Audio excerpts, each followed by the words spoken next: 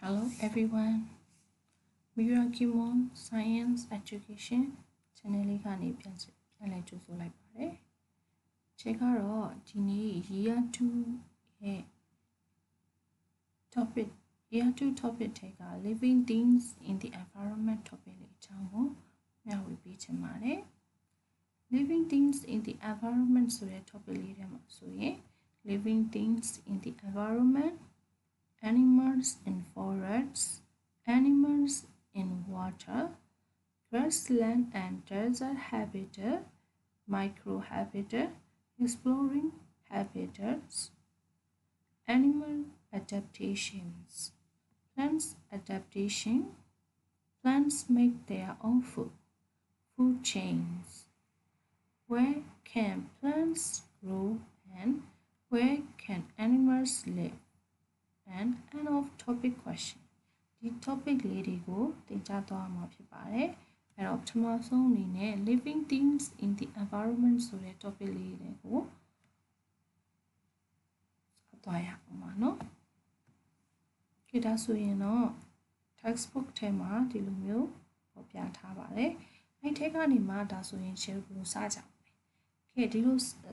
ဖို့အတွက်ဆိုရင် share က year 2 ကလေးတွေကို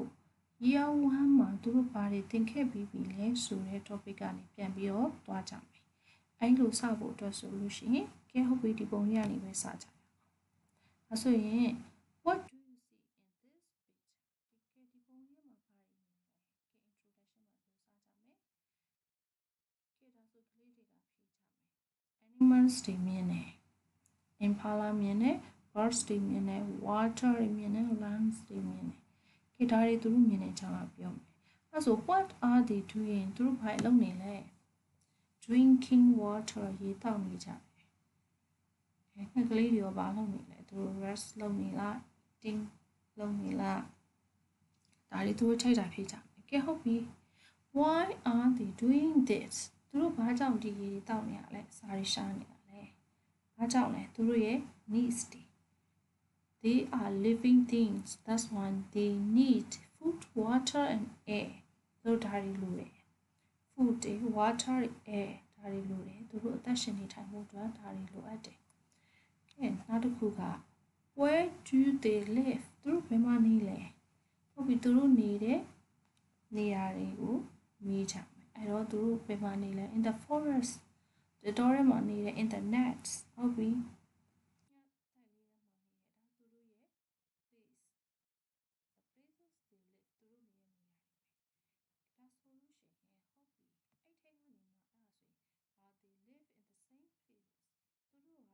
နေတဲ့နေရာတွေမှာပဲနေကြသလား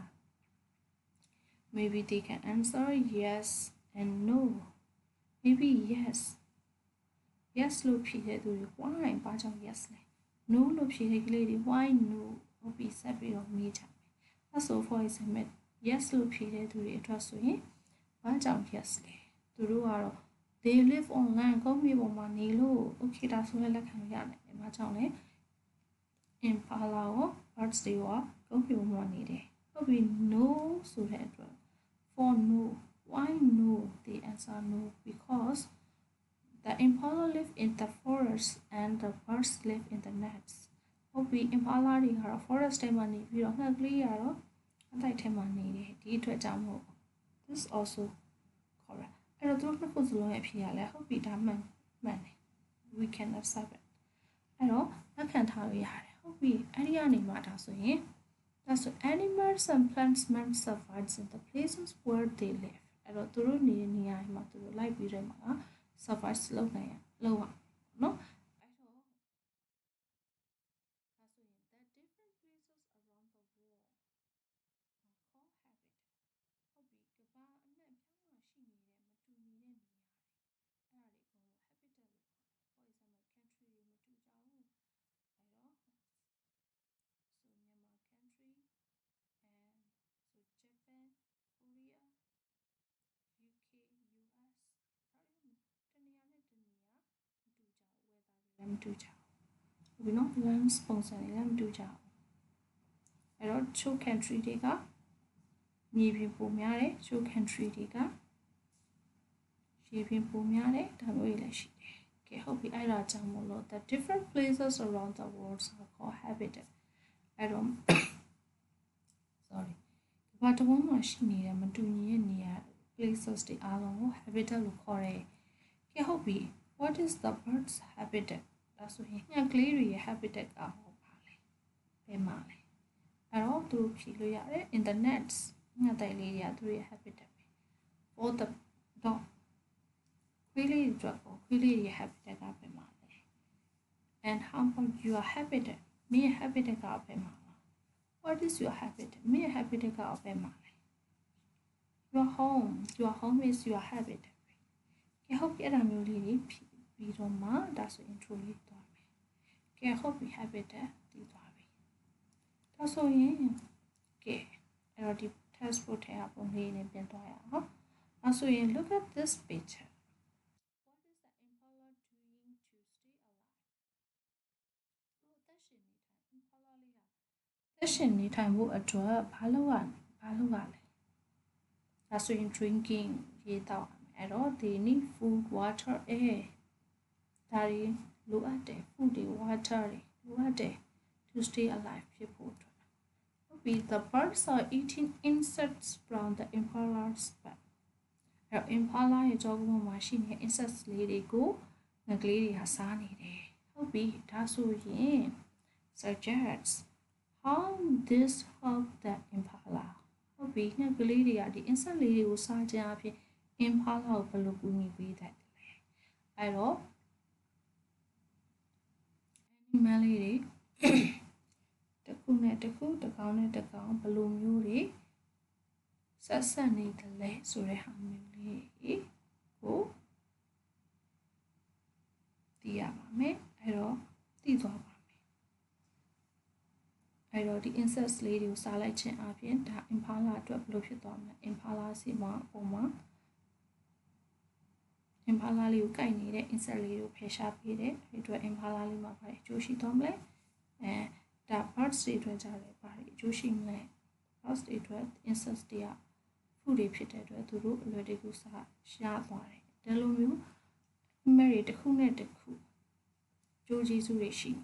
เนาะအဲ့ဒါမျိုးလေးအကြောင်းအရာလေးကိုသိသွားပါမယ်ကဲဟုတ်ပြီအဲ့ဒါလေးဒါ intro သိသွားပြီဆိုရင်အဲ့ထက်ကနေပြီးမှ animals in forest ဆိုတဲ့ topic လေးကိုဆက်သွားရအောင်အဲ့တော့ animals in forest ဆိုတဲ့အကြောင်းအရာလေးကိုသိမယ်ဆိုရင်အရင်ဆုံးရှေ့မှာသင်ခဲ့ပူပြီးသားကဲဟုတ်ပြီ habitat what is habitat ရှေ့မှာပြောခဲ့တဲ့ habitat ဆိုတာဘာလဲ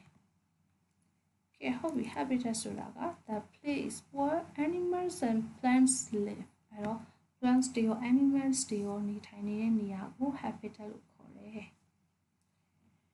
ကဲဟုတ်ပြီဒါဆိုရင် habitat တွေသိသွားပြီဘယ်လို animal တွေကပဲ habitat မှာနေလဲဆက်သိဖို့အတွက် animal တွေကိုအရင်ပြန်ပြီးrecall ပြန်ခေါ်ကြည့်မယ် how many types of animals so types of animal ဘယ်နှမျိုးရှိလဲကဲဟုတ်ပြီဒါလေးက year 1 animals ဆိုတဲ့ topic ထဲမှာသင်ခဲ့ပြီးပြီအဲ့တော့သူတို့သိမယ်မိနေတဲ့သူတွေလည်းဒီမှာပြန်ပြီးတော့မှတ်မိသွားမယ်ကဲဟုတ်ပြီ types of animal တို့နှစ်ခုရှိတယ် vertebrate and invertebrate နှစ်ခုရှိတယ်ကဲဟုတ်ပြီအဲ့တော့ vertebrate နဲ့ invertebrate နှစ်ခုရှိရဆိုတော့သိသွားပြီအဲ့ဒီကနေပြီးမှ vertebrate ကဘာတွေလဲ invertebrate ကဘာတွေလဲအဲ့တော့သူတို့ဒီရောက်မှာဆိုရင် vertebrate တွေကဘာတွေလဲဆိုတော့သင်ခဲ့ရတယ်အဲ့ဒါကြောင့်မို့ how many groups of vertebrate groups တွေဘယ်နှခုရှိတယ်လဲအဲ့တော့ vertebrate groups တွေ5ခုရှိတယ်ဘာတွေလဲအဲ့5ခုကဘာတွေလဲဆက်ပြီးတော့မိကုန်းတွေဆက်မယ်အဲ့တော့ mammals amphibian reptile birds fish ဒီ5ခုရှိတယ်ကဲဟုတ်ပြီအဲ့5ခုကိုသိပြီဆိုရင်အဲ့5ခုထဲကမှ mammals ဆိုတာကဘယ်လိုမျိုးလဲ reptile ကဘယ်လိုမျိုးလဲ amphibian ကဘယ်လိုမျိုးလဲ birds ကဘယ်လိုမျိုးလဲ fish ကဘယ်လိုမျိုးလဲဒါမျိုးတွေသူတို့ရဲ့ feature တွေကိုပြန်ပြီးဖော်ပြပေးရမယ်အဲ့တော့ mammals ဆိုတာဘာလဲ mammals တွေက their body cover with fur အမွှေးတွေနဲ့ဖုံးအုပ်ထားတယ် they have skin သူရဲ့ skin တွေရဲ့အပေါ်မှာအမွှေးတွေနဲ့ဖုံးအုပ်ထားတယ် they are warm blooded သွေးနွေးတတ်တော် they live on land အုတ်မြေပေါ်မှာနေထိုင်တယ် they give up baby လေးတွေမွေးပြီးတယ်ဒါမျိုးတွေရှိနေအောင် mammals လို့ခေါ်တယ် so birds ဆိုရင်ပါတယ်လေ their body covered with feather they have wings and they lay egg and they are warm blooded သူတို့ကဦးလေးတွေဥပေးတဲ့ warm blooded ဖြစ်တဲ့သူတို့ရဲ့ body က feather လေးတွေနဲ့ပဲစီထားတယ်ဒါမျိုးလေးတွေပြောမယ်အဲ့လိုပဲတခြား amphibian တွေ reptile တွေ fish တွေဒီအကြောင်းအရာတွေလည်းသူတို့ရဲ့ feature တွေကိုဆက်ပြီးတော့မေးသွားမယ်အဲ့လိုမေးပြီးတဲ့အခါမှာကဲဟုတ်ပြီသင်ခန်းစာကိုဆက်ပြီးသွားရအောင်ဒါဆိုရင် what is forest ဆိုတာဘာလဲ forest ဆိုတာကတော့ places where lots of trees grow together အဲ့တော့အပင်တွေအတူတကွ grow up ဖြစ်နေတဲ့နေရာကို forest လို့ခေါ်တာ forest တော့ဆိုတော့ဒီပင်တွေအများကြီးရှိနေမှာအဲ့တော့ forest ဖြစ်တယ်ကဲဟုတ်ပြီဒါဆိုရင်အဲ့တော့တော်တော်တွေအများကြီးရှိနေတဲ့ habitat ထဲမှာဆိုရင်ကဲ how many types of habitat ခုန habitat ဆိုတာသိခဲ့ပြီအဲ့ဆိုရင် habitat ကရောအမျိုးအစားဘယ်နှခုရှိသလဲ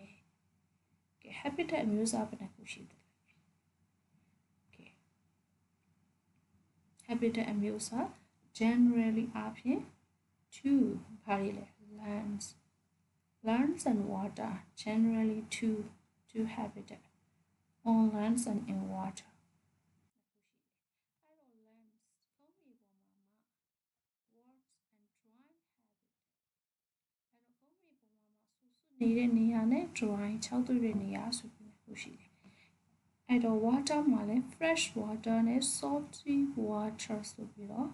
နှစ်မျိုးရှိတယ်ကဲဟုတ်ပြီအဲ့တော့ပထမဆုံးအနေနဲ့ lands ထဲမှာ wet ဆူဆွတဲ့ habitat ရှိတဲ့နေရာကိုဆက်သွားရအောင်ကဲအဲ့ဒါဟုတ်တော့ rain forest မိုးရီရွာနေတဲ့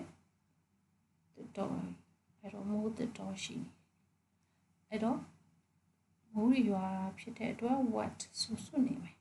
ကဲဟုတ်ပြီဒါကြောင့်မို့လို့ warm and wet at all time အဲ့တော့ rain forest ကြီးက warm and wet at all time တစ်နှစ်ပတ်လုံး warm ပူနွေးနေပြီးတော့ wet ဆူဆွနေတယ်အဲ့တော့တစ်နှစ်ပတ်လုံးပူနွေးဆူဆွနေတဲ့ရာသီဥတုလည်းရှိတယ် places ကို rain forest ခေါ်တယ်အဲ့တော့ rain forest မှာဘယ် animal တွေနေထိုင်ကြ orangutan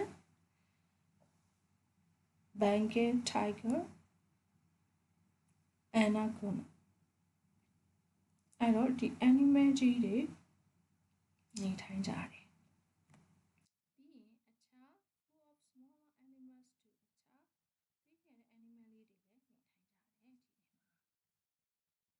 ဒီထဲမှာအဲ့တော့ဒီမှာဆက်ပြီးတော့အခြား question တွေထပ်ပြီးမေးလို့ရတယ်ဒါဆိုရင်ခုနက groups of animal တွေသိခဲ့တယ်ဆို which groups of vertebrate animal live in rainforest rainforest ထဲမှာဘယ် animal groups တွေနေထိုင်ကြတယ် vertebrate တွေနေထိုင်လား invertebrate တွေနေထိုင်လား amphibian တွေ reptile တွေ mammals တွေပဲ animal groups တွေနေထိုင်တယ်ဒါတွေကိုဆက်ပြီးတော့လို့ရပါတယ်ခေတ်ဒါဆိုရင် rainforest က warm and wet at all time လို့ပြောတယ်ဒါဆို rainforest ကဘယ်နှမျိုးရှိသလဲ how many types of rainforest အဲ့တော့ rainforest ဘယ်နှမျိုးရှိသလဲအဲ့တော့ rainforest က two types of rainforest ဘာတွေလဲဆိုရင် tropical rainforest and temperate rainforest ဆိုပြီးတော့နှစ်ခုရှိတယ် tropical ဆိုတာဘယ်လိုမျိုးလဲခုနကအပေါ်မှာပြောခဲ့တဲ့ warm and wet at all time ဒီဟာက tropical rainforest ကိုပြောတာပါ warm and wet at all time တစ်နှစ်ပတ်လုံးပူနွေးပြီးဆူဆွနေတဲ့နေရာကို tropical rainforest လို့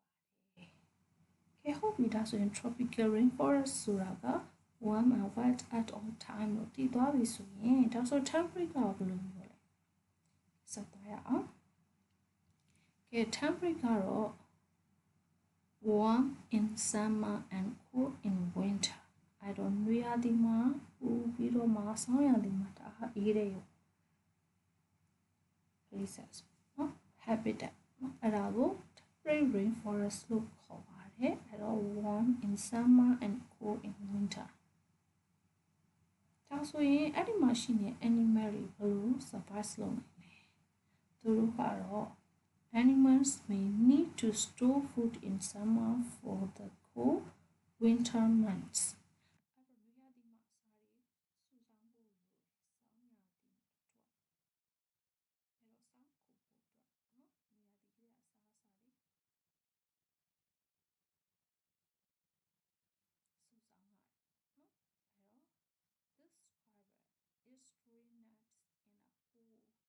ready for winter အဲ့တော့နွေရာသီမှာတွေကပဲစီလေးတွေနေဖဲတွေကိုစုဆောင်းထားတယ်ဆောင်းရာသီအတွက်ဆိုရင် this brown bird sleeps through the cold months အဲ့တော့ဝက်ဝံညိုရဝက်ဝံတွေကတော့အဲ့တော့နွေရာသီမှာပဲအစာရှာပြီးတဲ့အခါမှာဆောင်းထဲမှာတော့တစ်လျှောက်လုံးအိမ်နေတယ်ဒီတဲ့ရာသီတစ်လျှောက်လုံးတော့သူတို့အိမ်နေဒါဆိုရင် animals in forest ထဲမှာရှိနေတဲ့ rainforest နဲ့ temperate rainforest tropical rainforest နဲ့ temperate rainforest အကြောင်းအရာကိုသိသွားပြီအဲ့တော့ tropical rainforest ဆိုတာက warm and wet at all time temperate ဆိုတာက warm in summer and cold in winter ပြီးလို့ရှိရင် forest ဆိုတာကတော့ places where lots of trees grow together the place where animals and plants live အဲ့တော့ tropical rainforest temperate rainforest forest habitat ဒီအကြောင်းအရာတွေသိသွား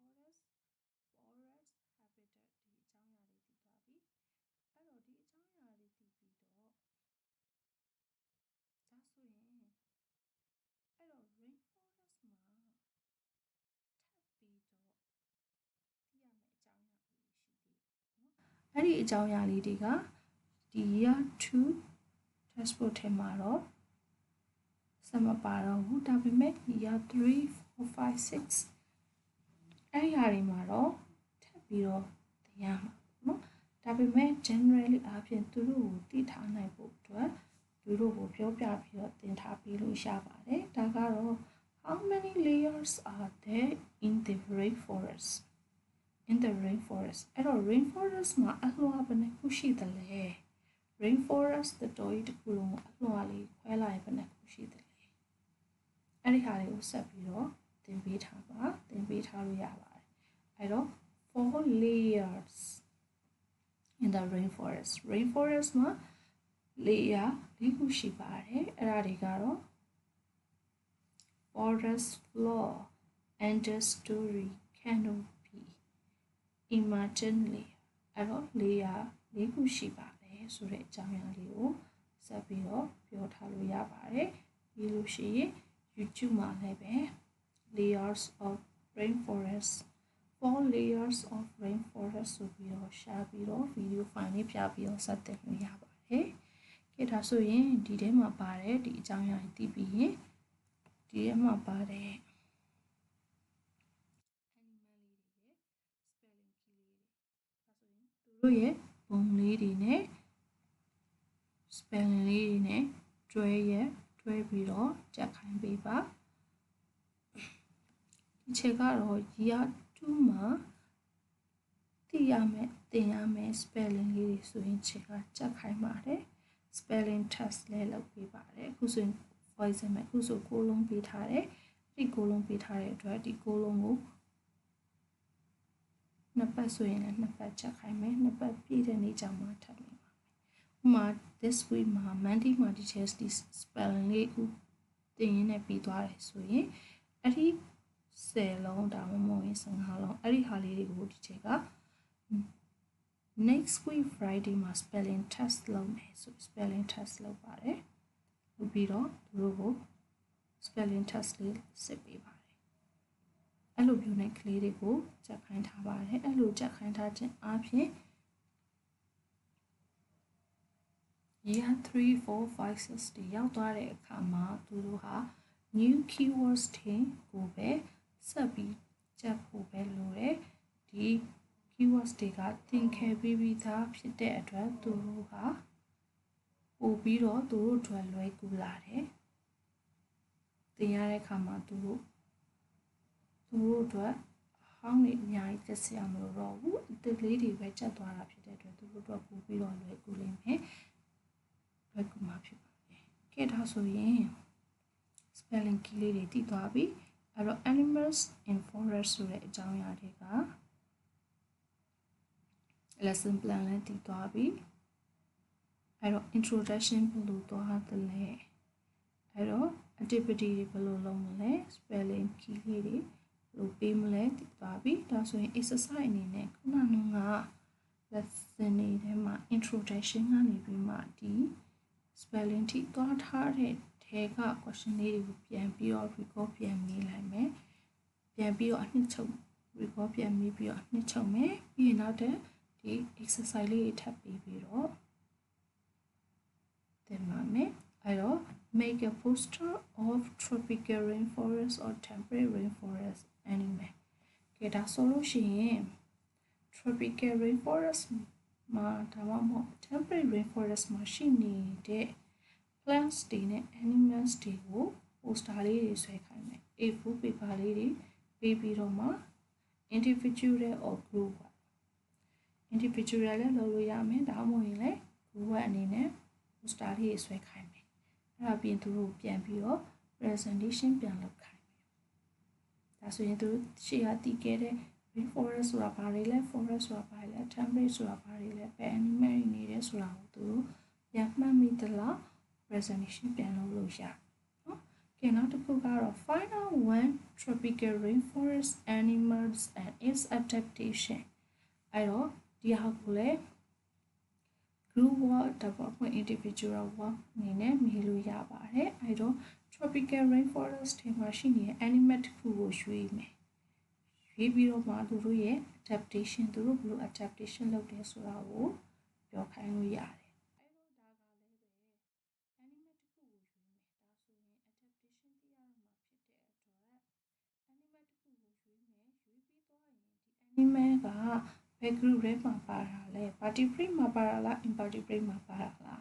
okay vertebrate မှာပါတာဆိုရင်လည်းဘယ် group မှာပါတာလဲ vertebrate ရဲ့ဘယ် group မှာပါတာလဲ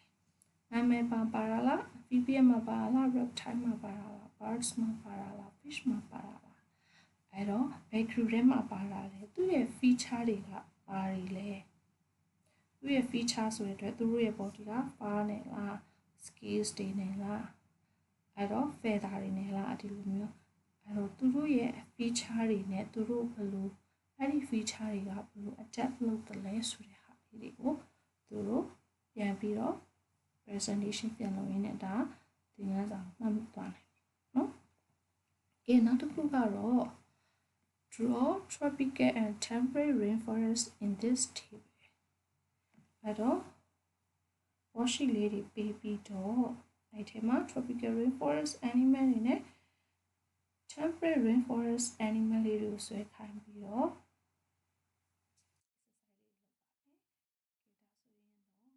animals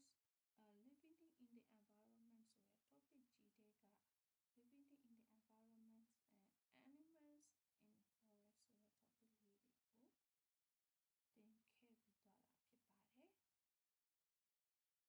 အားလုံးနဲ့နားလည်မယ်လို့ထင်ပါတယ်ဒီအတွက်ကြောင့်မို့လို့နောက်ထပ်ဗီဒီယိုတွေ lesson plan တွေ question တွေ YouTube link နေနဲ့ဘယ်လိုတွေဆက်ပြီးတော့သင်သွားတယ်ဆိုတဲ့အကြောင်းအရာလေးတွေဘယ်သင်ခန်းစာတွေကိုဘယ်လိုတွေချိဆက်သင်သွားတယ်ဆိုတဲ့အကြောင်းအရာလေးတွေကိုဆက်ပြီးသိချင်နေဆိုလို့ရှိရင်เนาะဒီချက်ရဲ့ Mirakimon Science YouTube channel လေးကို like and subscribe လုပ်သွားဖို့တိုက်ရိုက်ခံပါတယ်အားလုံးပဲ bye bye ma see you on next video bye bye